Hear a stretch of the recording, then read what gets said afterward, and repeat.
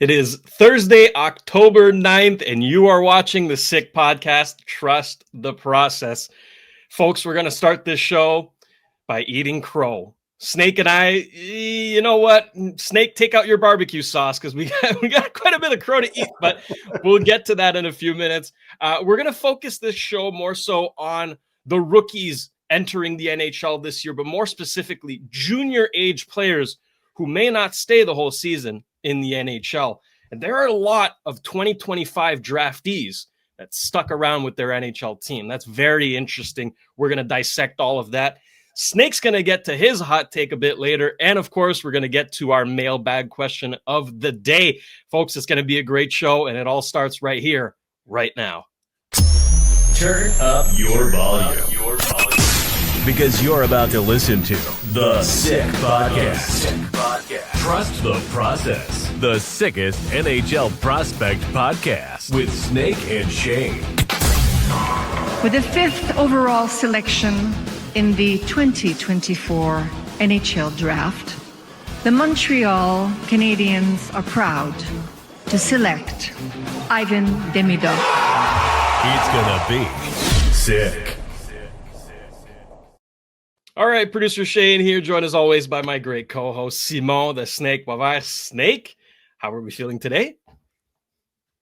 Okay. No, I'm doing great, Shayne. Yeah, I hear you had an eventful night yesterday at the sports bar.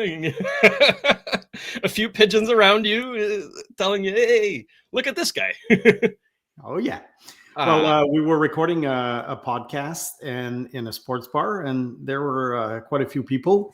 And after the podcast, we all watched the game together, and I start eating, and then guess who scores a goal? Oliver Kapanen. You know what? A beautiful goal. Great shot. Beautiful goal. Great play. I mean, on the PK, and I was really roasted by folks over there, and Pag was next to me. One of the co-hosts of the podcast, Mathias Serpent, and he turns to me and he says, "This is a nightmare for you right now."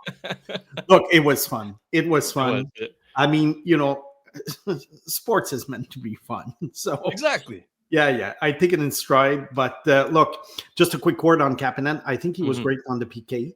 I think eventually that could be a good niche for him. Absolutely. 5-on-5, look, I'm not going to change my mind. I don't think he's the optimal solution for the top 9 or at least the top 6. But he was he was good on the PK. I think he's I still see him, like I say, specialist, fourth liner, et cetera. But it was a nice goal and a great first goal in his career. He's going to remember it. It's not like a silly deflection on the knee or a goal where you don't know who scored. So, pretty spectacular. Yeah. And Snake, look, you catch a lot of flack for it. It's one game, right? And on top of that, you never outright said, oh, this guy's not an NHL player. He doesn't belong here. He's terrible, all of that. You just said, look, tempered expectations a little bit. He's most likely destined for a bottom 6 center role, right? That's all really you said. On a great team, if you know what I mean. Right, of course. Like if the Habs, reach the Stanley Cup Finals, I don't see this guy play 15, 20 minutes, if you see my point. Right. But 8 to 10 minutes a game, why not? And with, like you said, maybe, carving himself out a niche on the penalty kill. Looked really good with Alex Newhook yesterday on that. We'll see about tonight. Hopefully, the Habs don't take too many penalties, but if they do, they're in good hands. That's the good news. But look, we're not saying that Oliver Kapanen is a terrible hockey player. Obviously not. He wouldn't be in the NHL if he was, okay? We're all just saying to temper expectations a little bit. And look, He made himself look pretty good yesterday. We'll see how that goes. Talk to us in 15 games, okay? Yeah. After 15, we'll have a pretty good sample size of real NHL games to dissect.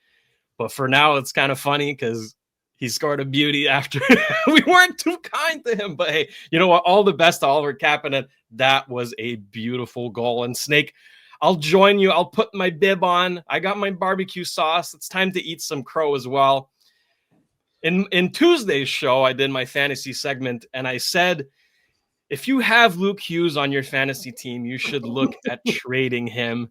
I don't know if the New Jersey Devils listen to this podcast. Sheldon Keefe, if you're watching, what's up, bro? I mean, you're welcome on the show anytime. But yeah, Luke Hughes is starting the season on the first power play unit, which obviously crushes my entire argument to trade him. If you have him, please do not trade him now. He has gained a ton of value. We don't know how long that'll last, right? Dougie Hamilton on the second power play unit is strange. But hey, if Luke Hughes has success on the first unit, I could see that riding throughout the entire season. So I retract my statement. It's not strange to have Dougie Hamilton on the second power play unit when you have a player like Luke Hughes on the first unit. So you're underestimated my boy that I ranked number 1 in the 2021 draft. I don't know if he's going to. Whoa! Yeah, I did. Whoa! I had him way ahead of Owen Power and a couple of other guys. And honestly, I think so far, I think he's been good, very good, but he hasn't been great yet. So I'm expecting more from Luke Hughes, to be honest with you. The upside is absolutely there. I expect greatness. Now I'm just a fan of like he's good, you know? That's it. I like Dougie Hamilton. I think he's I wouldn't say a premium NHL defenseman, but he's among the really good offensive defensemen. Yeah. And I figured that with the chemistry he's built with Jack Hughes, Nico Hischier, Jesper Bratt on that first power play unit, I just figured they'd keep him there. But hey, all the power to Luke Hughes, all the power to Sheldon Keefe and the New Jersey Devils coaching staff and decision makers. They're starting with Luke on the first power play unit. So if you have him on your fantasy team, keep him. Okay, I am retracting my statement. One game, and you're retracting your statement. But my whole point was that he's not going to have great opportunities. You don't have much of a backbone, Shayne. I will stick to my word on Zane Parekh, though, because he didn't play his first game. All right. Mm-hmm. He's not going to play a lot in Calgary. That I agree with you. And I was right there. Yeah. I was wrong. We'll talk about him in the segment, actually. Exactly. Yeah. And you know what? How about we dive into that right now? Because it's a really interesting crop of rookies joining the NHL this year. And it's headlined, of course, by 2025 first overall pick, Matthew Schaefer for the New York Islanders. It's rare to see, first of all, a defenseman selected first overall, but also such a young player, such a young defenseman starting in the NHL. Snake, I mean, we have to think that his role is going to be diminished to start the season here. I mean, what are the realistic expectations for this player? Well, it's an interesting situation for Schaefer because contrary to most number 1 picks, he didn't end up on a bottom feeder. If he had ended up, let's say, in San Jose, well, there's pros and cons. Of course, he can play tons of minutes. There's not that much pressure. But at the same time, you're playing with a crappy team. It's not easy for an 18-year-old defenseman. We saw it with Rasmus Dahlin in 2018. Yeah. And he was thrown to the wolves at age 18. And it was a tough season for him, which is normal. Whereas Schaefer right now, the Islanders are not a powerful team, but they're an established team that's able to win games and perhaps fight for a playoff spot. I'm very, very curious to see how he's going to be used. Is he going to be less used at first? And then as he plays well and the season goes on, he'll just get higher in the hierarchy? Or is it going to be the other way around where he plays tons of minutes and then he hits the rookie wall and then at some point his minutes go down? So it'll be interesting to see. I really don't know what to expect. I love Matthew Schaefer. I think at some point he might win the Norris Trophy. I thought he was going to go back to junior hockey because of the fact that he didn't play much last year because of his injuries. Well, illness and injury. Very, very interesting. We'll follow him very closely. I love his skating. I mean, he's going to be a fantastic player. Absolutely. I mean, I can say we're both big fans of this player, his potential in the NHL. He's just a phenomenal talent. I mean, right now, he's slated to play on the left side with Scott Mayfield as his partner. I think that's good insulation, right? He's going to have diminished minutes, and he's on the second power play unit. But I mean, the quarterback on the first power play unit is Tony DeAngelo. So how long is that going to last? Listen, no disrespect to my boy Tony. It's Tony DeAngelo's strength, really. Right, but does he have many Tony other DeAngelo is a loose cannon. Yeah. So who knows what's going to happen with this? But it's good not to put pressure on him. Look, last year Lane Hudson was on the second power play unit. It was good for him at first, but then at some point, saying we made the right decision, or when he brought him to the first power play unit because it really improved. Madison was good, but Lane Hudson was in another stratosphere. Yeah, of course. So yeah, it's going to be a very interesting to follow what the Islanders do with this, and we'll see. I would be surprised if he were a candidate for Rookie of the Year, because it's all about points, and obviously I don't see Schaefer get 66 points like Lane Hudson did. He's 2 years younger, and it's not the same circumstances. No, that's it. And look, when we think of a first overall pick, we think, he's going to come in the NHL and just blow it up and be the superstar, right? Owen Power was the last, defenseman selected first overall. Yeah. His first season, of course, I mean, he only had 3 points in 8 games, right? And he went back to the NCAA, if you remember. Exactly. So, and he was 1 year older because he was almost 19 when he was drafted. So he got to the NHL almost at the age of 20, whereas Schaefer just turned 18. That's it. He's young. So he's young. Yeah. So there's no real comparison to be made. I think the last comparison to be made is Rasmus Dahlin, who was 18 years old when he got in the league. It's very rare that an 18-year-old defenseman has made the team from the start. Now, the question is, and I think we can ask that question for every player we're going to go through, is he going to last more than 9 games, or is he going to last more than 39 games? Because there are two levels. The 9-game mark makes his entry-level contract kick in for the year. But if he plays, let's say, 13 games and goes back to junior hockey, it's still is free agency date is still delayed. But if he plays, I think, more than 39 games, I think on the 40th game, it counts as a year towards free agency. Therefore, Schaefer could become a free agent at 25. But if he plays less than 9 games, or if he plays 15 games or 20 games, he becomes a free agent at age 26. However, the entry-level contract kicks in, and in 2 years, he'll have to renegotiate.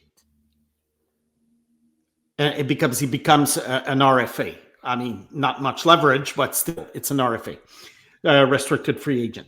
So will he stay more than 9 games? My guess is yes. Yeah. I think he'll spend the year in New York, the entire year. Yeah. I think that's fair to assume. And you know what? His processor, his mind, his skill, his abilities, they're NHL level, right? The main concern here is really the fact that he missed a big chunk of the season last year, right? That's really cutting into his development. But I think, if I had to guess, he's going to stay in New York, and that's really the best place for him to develop.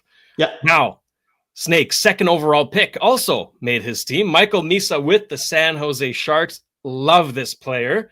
Yeah. Here's the thing, Snake. Ryan Reeves. I did not stutter here. Ryan Reeves will be playing for the San Jose Sharks, and Michael Misa will not. What are we doing here, Snake? What are we doing? I guess they don't want to put pressure on the guy for the first game, especially against Vegas.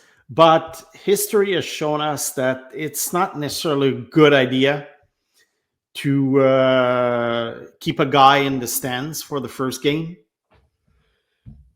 Look, I don't expect... I love Michael Misa. I love the San Jose Sharks rebuild, but to be honest, I don't expect much from Michael Misa this year. I think the reason why they're keeping him is because he cannot be sent to the American Hockey League. because it would have been ideal for him. And the thing is, already played 3 junior seasons because he started at age 15. Therefore, a 4th junior season would be a waste of time. I mean, he scored 132 points last year. What is he going to learn? Now, what are they going to do with him? Could they have him play 9 games? Then he sits for 2 weeks. He goes to the American Hockey League for a conditioning stint, for like 4 or 5 games. Then they send him to the World Juniors in December. We've seen that pattern before. And then in January, they make a decision. Either they bring him back or they send him back for the final stretch and the playoffs in the OHL, where perhaps he could be traded to a contender, Look, it's hard. It's hard. Maybe they want to manage his minutes also the way they did with Leo Carlson in Anaheim, playing 50, 55 games. I think that's probably the best option. But I want him to play at least 50 games. Obviously. And not be sheltered constantly. It's a home game to do. I mean, why not play him, even if it's just like 10 minutes? I mean, it's not like the Sharks are going to win the Cup this year. And he's a special talent, Snake. Like, it's not just, okay, we have this, first round draft pick who looked good in preseason and we're keeping him around, but we're going to sit him in the first game. Like, this guy, the 2nd overall pick, crushed the OHL last year, right? And physically speaking, it's not like we're saying, oh, this guy's going to get bullied out there. Michael Misa isn't a little guy. Like, no, but I feel he's not strong enough yet, like most 18-year-old players. That's normal, right? That's normal. But but look, a guy like, and we're going to be talking about him, obviously, Ben Kindle, at age 18, played for Pittsburgh quite a bit the other night. Yeah, and he's a little bit bulky, but he's shorter than Misa. I mean, look, let's see what happens. I'm disappointed that the Sharks aren't playing him, honestly. Yeah, I'm looking at the Sharks lines right now. Celebrini is starting first line with Will Smith on his right, Philip Kurashev on his left. Second line is Alex Wenberg with Toffoli and Eklund. Ty Dellandrea with Colin Graff and Jeff Skinner. And on the 4th line is Adam Gaudette with Ryan Reeves and Barclay Goodrow. I mean, Reeves is really at the end of his career. Come on. Like, I was really surprised that he got another contract.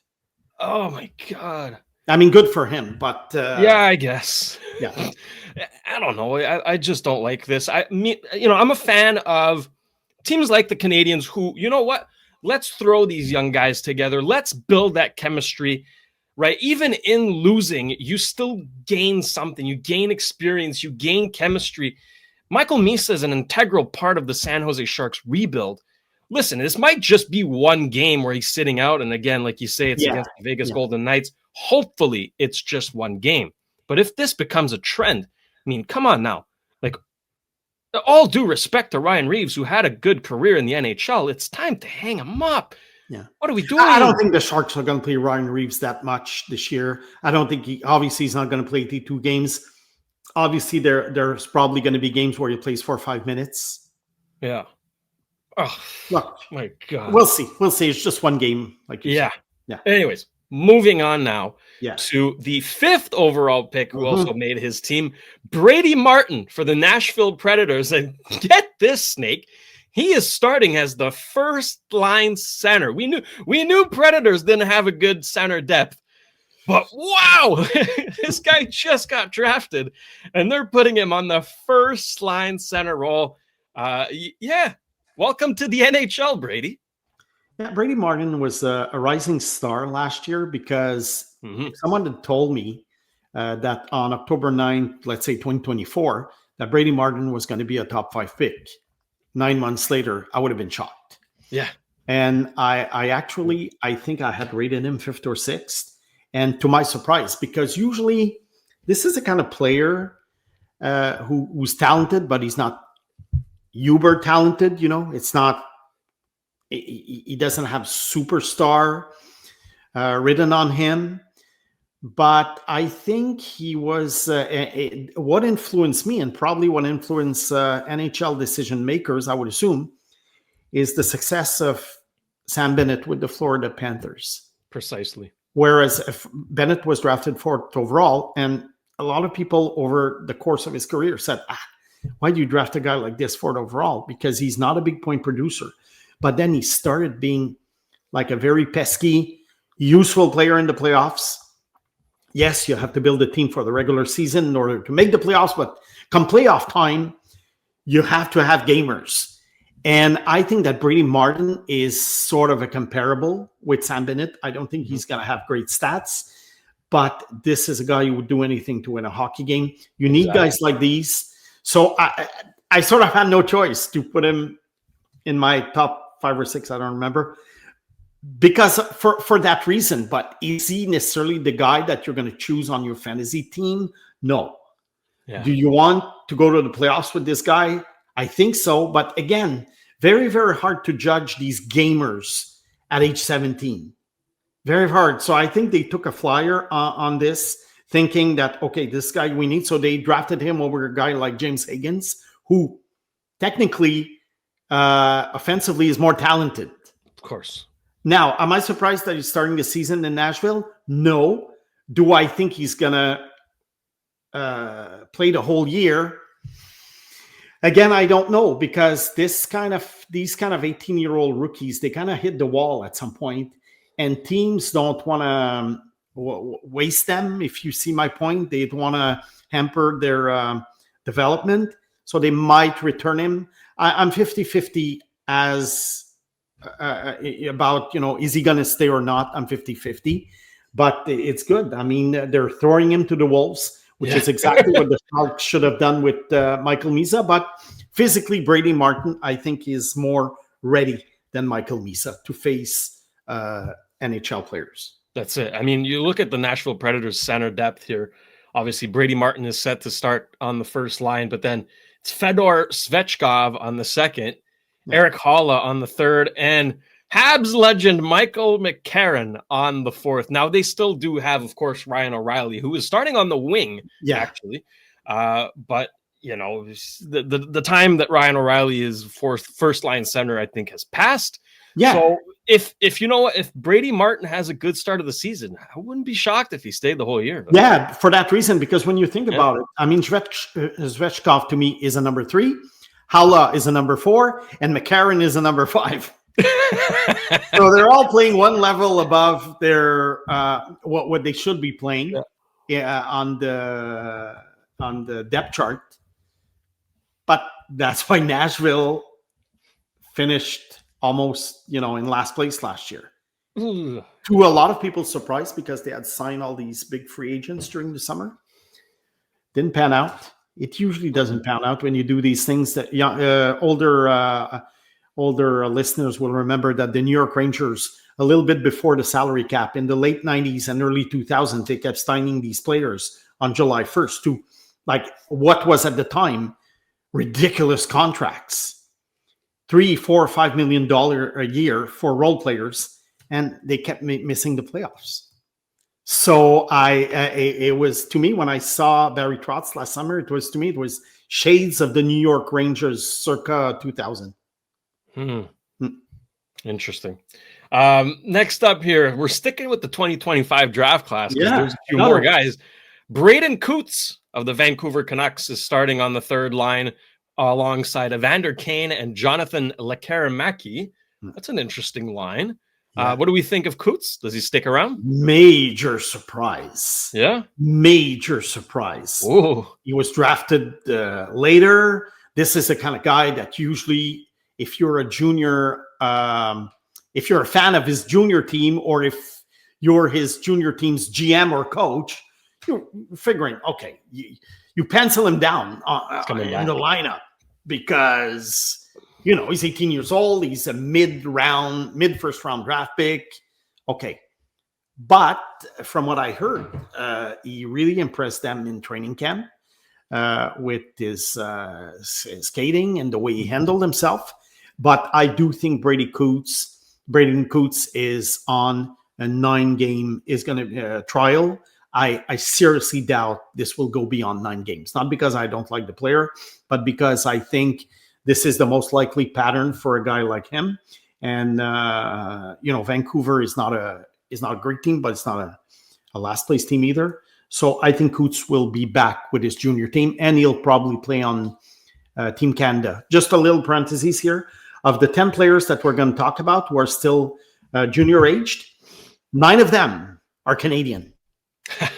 So I'm sure the Team Canada brass praying that these guys are either going to be loaned or that they're going to go back to their junior team, because right now that's half the roster.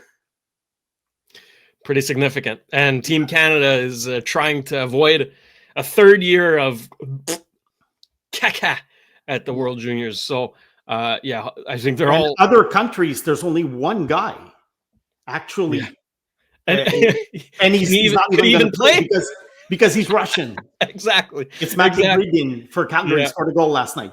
So no other country is going to lose any player to the NHL for the World Junior Championship.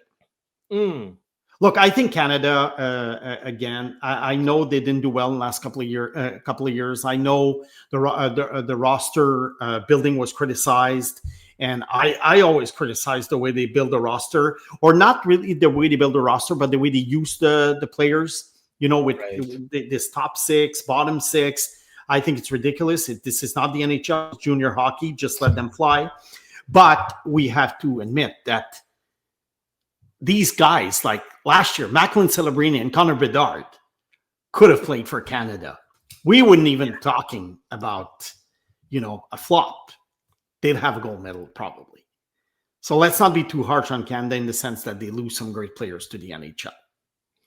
This year might not be any different. And Snake, another one of those Canadians, Ben Kendall. You mentioned him with the Pittsburgh Penguins, and they have 2 actually. Ben Kendall and Harrison Brunick, defenseman there, drafted before him, though he's not 2025. But were you shocked to see that? I was shocked in both cases. Look, Ben Kendall, I ranked him number 10, so he was sort of a guy that I overvalued vis-a-vis other draft analysts, but the Penguins seem to like him because they took him at 11, which even to me was a surprise. I think that Kendall is physically ready for the NHL, but I never thought he was going to make the team. He played very well on Tuesday. It's only one game. And we'll see if he hits the rookie wall. Again, not sure if they're going to keep him. He might just get 9 games. But I love the player. And I'm not surprised that he's doing well. I'm just surprised that he's doing well so early in his career. As for Brunick, I think he was okay on Tuesday. Unless the Penguins are really, really desperate on defense and they just want to bring in a 19-year-old player and groom him and stuff, I would think he'll go back to junior hockey unless they feel that probably that Brunick would have been sent to the American Hockey League had it been 2026 when the new rule kicks in. Yeah. Again, I don't know if they're going to keep him around. They're not a very strong team. I think they played well the other night. I think the Rangers are going to be a mess this year. I could be wrong, but I think the Rangers are going to be a mess. So yeah, good for them. But again, not sure if they're going to stay. That's it. Oh, we'll keep an eye on that. The Flames. Now we mentioned the 2 of them. Zane Parekh didn't make the team, but he didn't play yesterday against the Edmonton Oilers. Matvei Gradin, on the other hand, did play. And like you said, he did score. Bit of a lucky goal, kind of bounced off the defenseman there. But hey, a goal's a goal. Good for him. And he's starting off with an important role in the Flames offense. What are we thinking for these guys? Obviously, Gradin is AHL eligible, so he could be sent back down. But Zane Parekh is not. So what do we do here? Let's say that Gradin's goal was not as memorable as Kapanen's goal. Yeah, that's fair to say.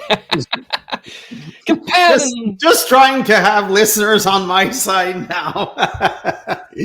No, but seriously, I think Gradin is probably going to stay there all year. Although in his case, he could be sent down to the American Hockey League.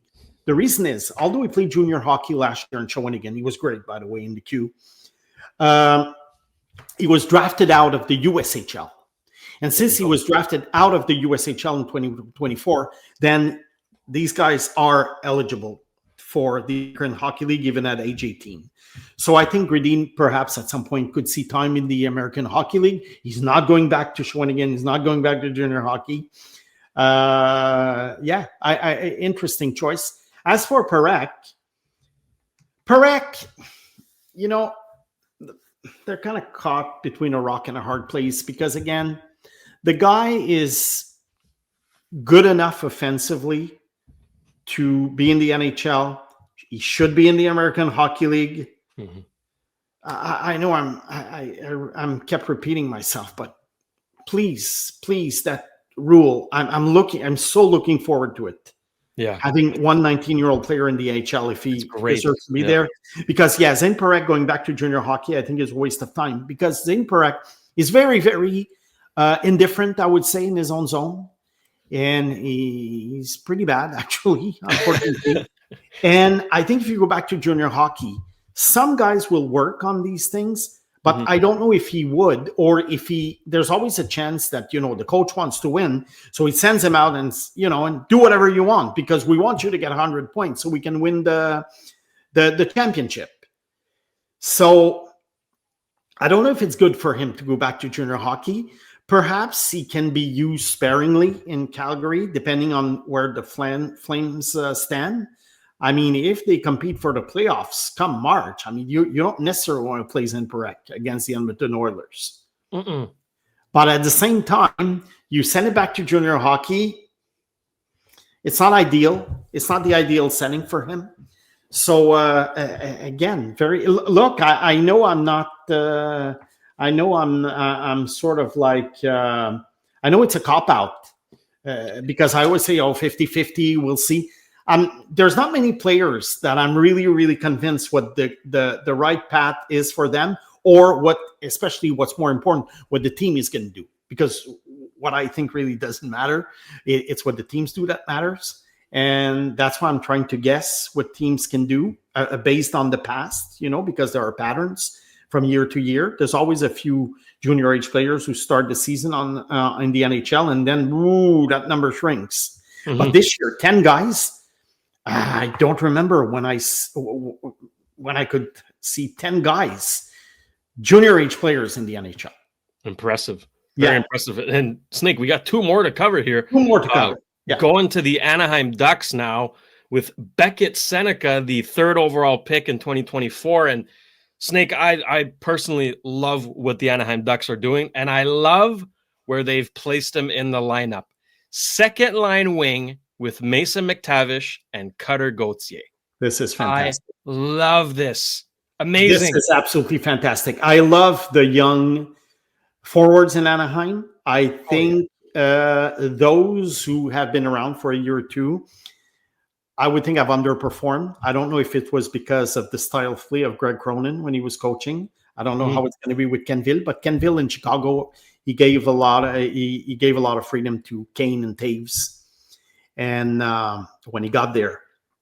So I would assume, I think Seneca, again, I'm not sure if he's going to stay around because Anaheim acquired a lot of veteran players. I understand, but at the same time, I'm okay with veteran players as long as if the kids perform, that they don't take their spot. Mm-hmm. And the fact that Seneca is on the second line right now with McTavish is good. Because Gauthier and McTavish, they're big, strong guys. Seneca is more slender. So, but I think he's a great goal scorer. I think he has fantastic hands. I had him ranked at number 4 before the 24 draft. So he was surprised when he was picked number 3. I wasn't. No, that's it. And I understand that Demidov was still there. I would have taken Demidov instead of Seneca, but there's an argument. Whereas for me, taking Caden Lindstrom before Demidov made no sense. Well, except that Trevor Timmons is the assistant scouting director over there. So then it all makes sense. But really, I think Seneca is going to be a fantastic player. And I hope he spends the entire season in Anaheim, even though he doesn't play every game, because they did that with Leo Carlson a couple of years ago. So I think he's going to follow the Leo Carlson's path, and maybe play 55, 60 games. I don't expect him to contend for Rookie of the Year title, but I do see in the future a solid 30 to 40, between 30 and 40 goals a year. And I hope they let the kids loose. I want to see Carlson, Savic, Gauthier, Seneca. There's another one. There's 4 or 5 of them, I think. On forward? Seneca, pardon me? On forward, because they got some defensemen there, right? Jackson, all the young defensemen. Zellweger, right? I want them to play a more exciting style of hockey, because I've been watching the Ducks for a couple of years a lot. And I found that they were quite boring for a team that has so many young, potentially spectacular players. So very, very looking forward to it. For sure, I'm going to be watching the game tonight against Seattle. It's going to be a good one. It's going to be a good one. Love what the Ducks are doing. And last player we're going to talk about here from the Philadelphia Flyers, Jet Luchenko, who is not in the starting lineup. He is scheduled to be a healthy scratch, which is interesting. Look, the Flyers are, sorry to Sammy here because he's a Flyers fan, but Christian Dvorak is starting on the first line wing. Yeah. Just a quick note, Shayne. I think you and I forgot one player for Seattle. Isn't Berkeley Cadden on the opening roster? Let me check. He might. Yeah, I think I saw him. I saw his name. I have the list here, and I think I saw his name. Okay, he might be on the team, but he's not in the opening night lineup. So we're not playing. Well, he made the team. He made the team. Okay. So that's 11. That's 11. That's another guy for Team Canada. Wow.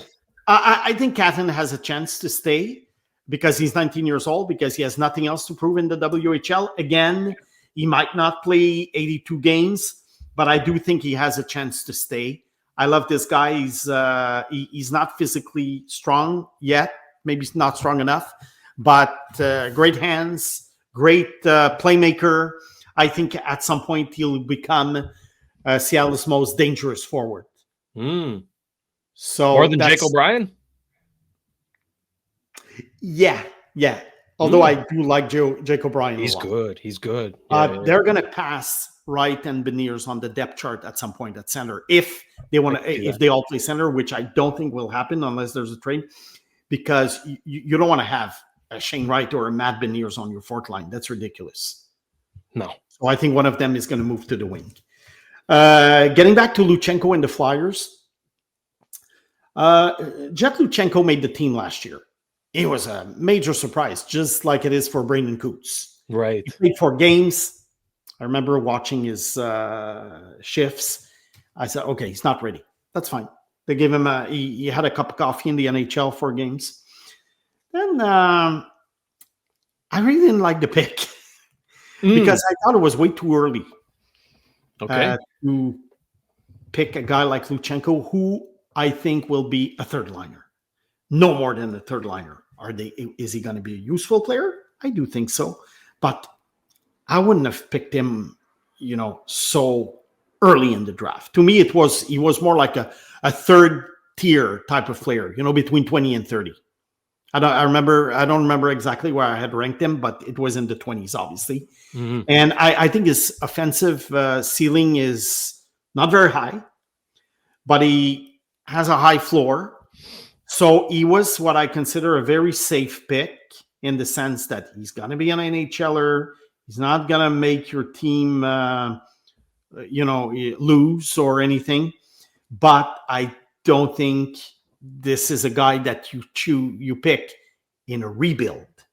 Yeah. Sorry, Sammy. And the Flyers, I thought, were doing well at first in their rebuild. It was interesting because, they had Mishkov. And I said, okay, that's a gutsy move, from Daniel Brière, because teams passed on Mishkov. Let's face it. And then they started making these moves. And I'm thinking, okay, Jet Luchenko. And who did they pick this year? Carter Martin. That was a good pick. Carter Martin. I think he fits. I think he fits. He fits in Philly. He doesn't fit everywhere. I think he fits in Philly. But did they pass perhaps on more talented players, like maybe Ben Kindle, for instance? Yeah. But, you need big guys. I do get it. I'm just not sure about the Flyers rebuild right now. I was more enthusiastic about the Flyers rebuild maybe 3 years ago, 3 years ago in 2023. And now I'm like, oh, what are they heading? Where are they heading? The middle of the pack, that dreadful middle of the pack. Maybe that's what's going to happen. We talked about another team that I felt was going that route. So let's see. As for Luchenko, are they going to keep him all season long? Again, it's very possible. Because he's 19, because he already played last year. Do they want to send it back? It's rare that players are sent back twice. I remember Alex Pietrangelo. That's a long time ago. When he started out in 2008, he was sent back to junior hockey. In 2009, he was 19 years old. He played a few games, was sent back to junior hockey. But it's very rare that a guy will play at 18 and 19, a few games, then be sent back to junior hockey. Is this what's going to happen to Luchenko? I don't know, but you know what? I think in about a month or let's say mid-November, we're going to revisit these 11 guys and see how they progressed and what happened to them. But it's very exciting for prospects fans like me to be following 11 junior age player in the NHL. Maybe we forgot a 12th one. Maybe one of our listeners will let us know. Probably did. I'm just getting familiar with the rosters now. And watching games and stuff. So very exciting. Very exciting early season for these guys. Exactly. And the rookies this year. I mean, last year we were treated to some high caliber rookies, right? Mm-hmm. This year it's going to be no different. Obviously, Ivan Demidov is the headliner, but don't sleep on Zeev William. Don't sleep on Ryan Leonard. Right, don't sleep on Alexander Nikishin, and all the names we just said. Rinsel, Sluggeroo. Come on now, it's gonna be a really good rookie class. So, folks, let us know in the comment section which rookie are you most excited to watch this season. I have a feeling it's gonna be 93 for the Montreal Canadiens for a lot of people. But hey, you know what? If you got an under the radar one that you're keeping an eye on, we want to hear about it. Okay. You know who's my number 2 after Demidov? I love Rinsel, obviously, and I had him in my top 3. Snuggerud, not crazy about the player, but I recognize that he's a good player. I see him in the Calder race. But the one I'm most excited about after, even though I love Schaefer and Misa also, but because he's a little bit older and he might play a little bit more, is Beckett Seneca. He was such a riser last year in 2024. Yeah. I mean, again, this is the guy that had you told me in October he was going to be a top 3 player, I was like, what? Because he didn't play that much at age 16, and he was also shorter. This is a guy, I think, who gained 4 or 5 inches. Sprouted up in no time. It was crazy. So that was a riser. So, lots of fun. I love it. Okay. Snake, before we get to my favorite segment, Your Hot Take, we want to give a big thank you, of course, to our partners who make this show possible. I want to start off by thanking Cheapest T-Shirts. Of course, folks, if you're looking for the cheapest prices on wholesale apparel in Canada, you'll find them at cheapesttshirts.ca. They are proudly Canadian and trusted by thousands of customers from coast to coast. They deliver unbeatable value every day. You'll always get the cheapest prices plus same-day shipping and even next-day delivery, so your order arrives fast. With over 1,000 products and more than 36 trusted brands like Gildan, Jerseys, American Apparel, M&O, and Comfort Colors, the selection is unmatched. Whether you're shopping for T-shirts like Snake, hoodies, crew necks, hats, tote bags, polos, aprons, tank tops, and so much more, you will find them all in one place. Get the cheapest deals in Canada today at cheapesttshirts.ca. And of course, as always, you can still go all the way with Betway and get a free bet up to $200 if your first bet loses. You can scan that QR code on the screen or click on the link in the details section to create an account and redeem your welcome offer. The offer is only available for new customers. Terms and conditions apply. The offer is not available in Ontario. And of course, you must be 18 years or older. Please play responsibly. It is time for Snake's Hot Take.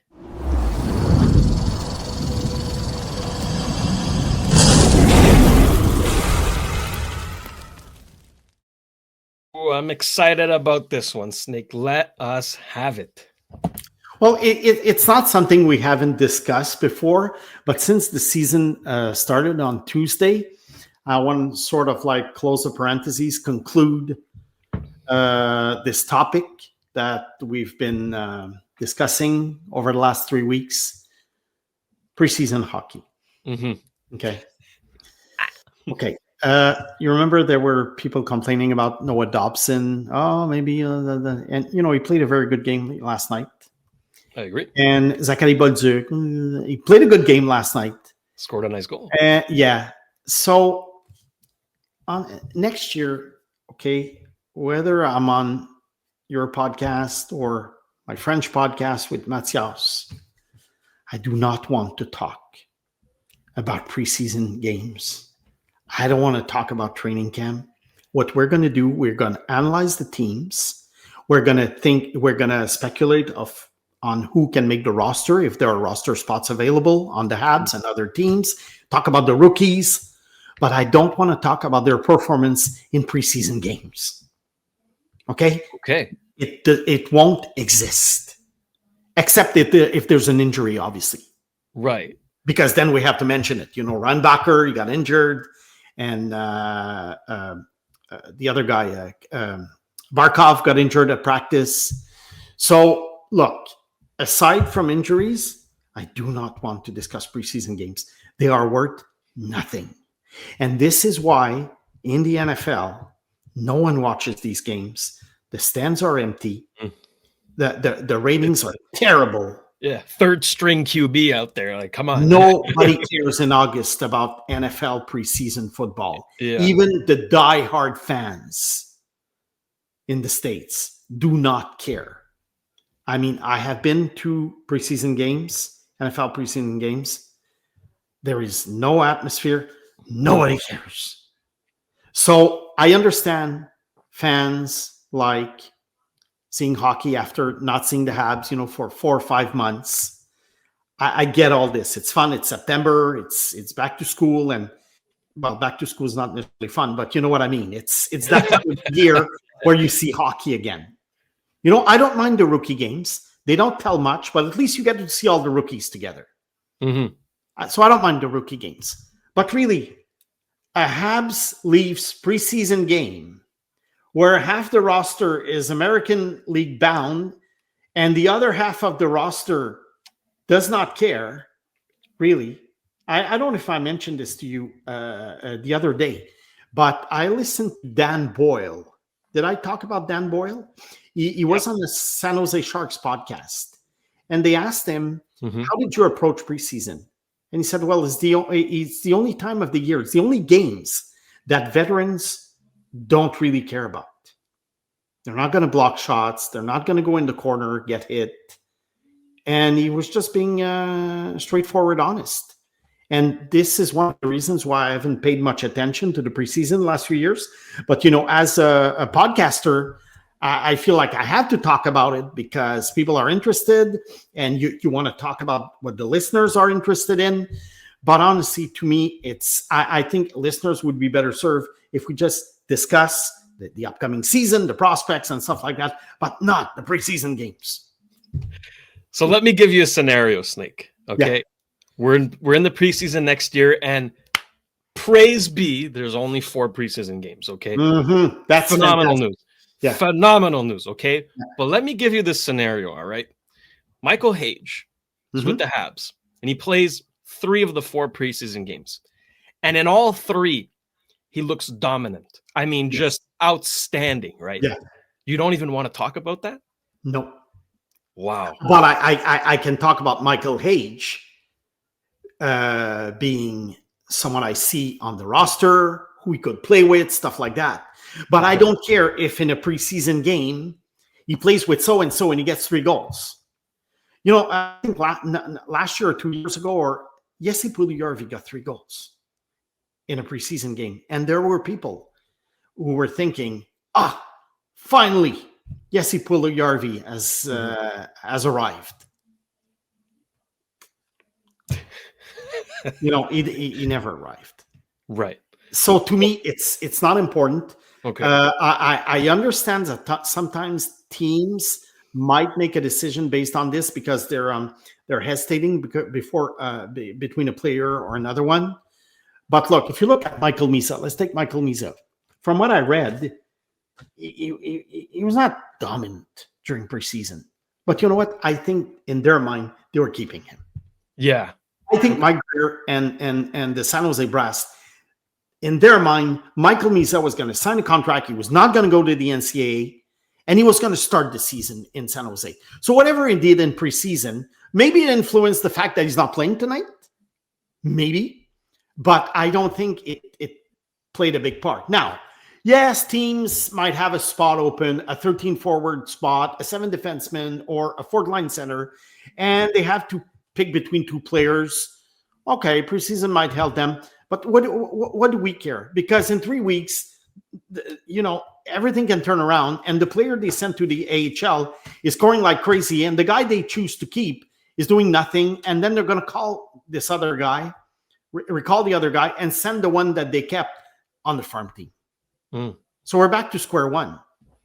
And that's why I feel like it's a waste of time commenting on this. There's so many things we can talk about in September about the upcoming season that preseason games to me is a no-no. And thank God they're down to 4. It was a great decision. I think the NHL realizes it. It's a big waste of time. 6 preseason games is outrageous. Okay, they're adding 2 games. Look, even the NHL PA agreed. And, you know, they're adding 2 regular season games next year, 84 games. It's already a grind to play 82 games plus the playoffs. You know, the Stanley Cup champion plays over 100 games. I mean, on the body? 100 games. They played 15 to 20, 17 games in the NFL, plus playoffs, plus, you know, let's say 20 games for a team that goes far. Football, I agree, is a very physical sport, and it's dangerous and stuff. But hockey is extremely demanding. Yeah. These guys are machines. But they agreed to cutting down the preseason to 4 and playing 2 games that matter. So there's a reason for it. And so that's why I don't want to hear about these preseason games anymore. And if you want to talk about it, I'll just go talk to the hand. Okay. Well, I love it. Listen, we're both certified preseason haters. Okay. I dislike preseason so much, but you know what? I'm such a hockey fan that even if it's preseason hockey, I'm still going to be tuning in. Because you're a junkie. But you know what?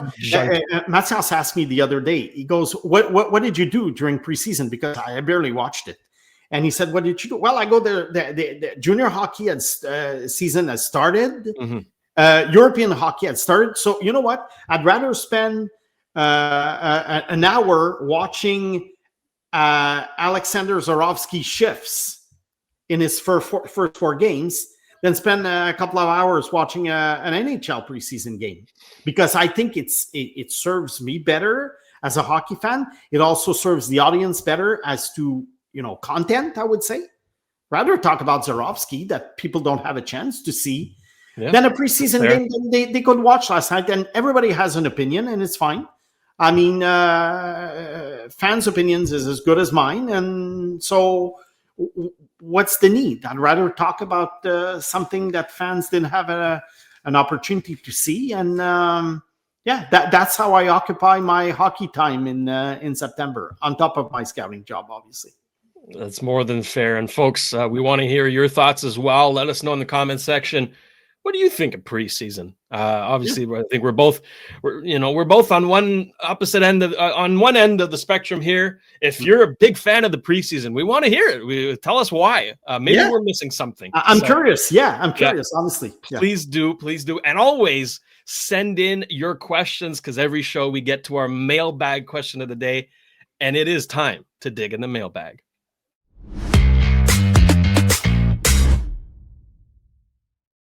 Our question today comes from Frank. Is asking, whatever happened to Riley Kidney? Lots of hype for about half a season and then radio silence. So any chance he makes it to the NHL? I mean, Snake, this guy, he put up 100 points in 60-something games in the QMJHL there. So a lot of people were like, whoa, like offensive upside, interesting player here. Yeah. What are we thinking? Look, I never saw a big potential for Riley Kidney. I always thought he was probably an American hockey player who would end up in Europe one day. Mm-hmm. There were reasons for that. Well, first of all, a guy who puts up lots of points in junior hockey after he's drafted, I don't pay much attention to it. I mean, the 18-year-old season perhaps, but the 19-year-old season I think is not really useful to evaluate a player, because he's older than the average age of his league. So the problem with Kidney, I think that the thing that didn't make him an NHL prospect was always the execution. I think he was not fast enough at executing plays. It works in the QMJHL, but you could tell that it wouldn't work in the pros. And in Laval, he's not even a key player.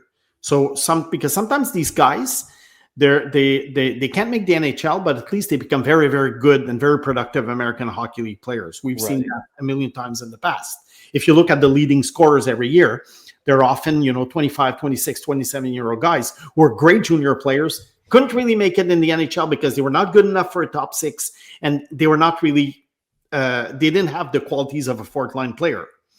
But Riley Kidney, to me, wasn't any of that.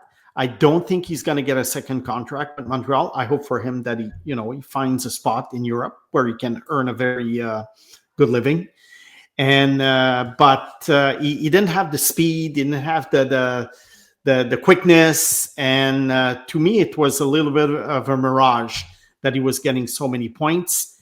And he was a late second-round pick. I think he was picked one spot before Oliver Kapanen. I think he was 61st overall, and Kapanen was 63rd. 63rd. Was he before or after Kapanen? Let me tell you. Anyway, I think they were taken back to back, so it doesn't 64th. Really Kapanen was 64th. Yeah, exactly. I think Kidney, when you draft a guy that far, you don't expect much. I mean, late first round, you're lucky if the guy makes it to the late second round. You're lucky if the guy makes it to the NHL. Mm-hmm. Seems like Kapanen will make the NHL. I don't know to what extent, but at least I think he will be an NHL player. Riley Kidney, no, but it's not a big surprise. I think they just threw a dart at an offensively productive junior player, hoping that it could translate to the NHL. I didn't see it at the time, but look, it's a late second round pick. It's not the end of the world. No, that's it. All right. Well, Frank, thank you for your question. We'd love to hear more from you, and we'd love to hear more from everybody as well. Love the comment section. It's always good there, and some great questions as always. Snake, that'll do it for us today, but we'll be back on Monday to talk a little bit about Habs prospects. What are they up to? Who's doing well? Who's maybe not doing well? Laval is playing 2 games. And of course, we'll talk about the 2 Laval games on Thanksgiving Day. We're not taking any time off on Thanksgiving Day. Of course not. We'll be back. So, Laval playing 2 games this weekend. Very curious to see some of the newcomers. I'm very excited about this. Starting on the road, first game against the Manitoba Moose on Saturday. It's going to be a blast. So, first, Snake, I am producer Shayne. Thank you to Sammy Juliana back at Master Control. Folks, if you like the show, hit subscribe, hit like, hit hype It does actually help. We've checked the analytics. It's a real thing. Okay, it does help. So we thank you all for your support, and we hope to see you on Monday. This has been another edition of the Sick Podcast. Trust the process. Take care, everybody. And that's a wrap. Hope you don't miss us too much until next time. Follow the Sick Podcast, Trust the Process on YouTube, Instagram, Facebook, Google Play, and Apple Podcasts.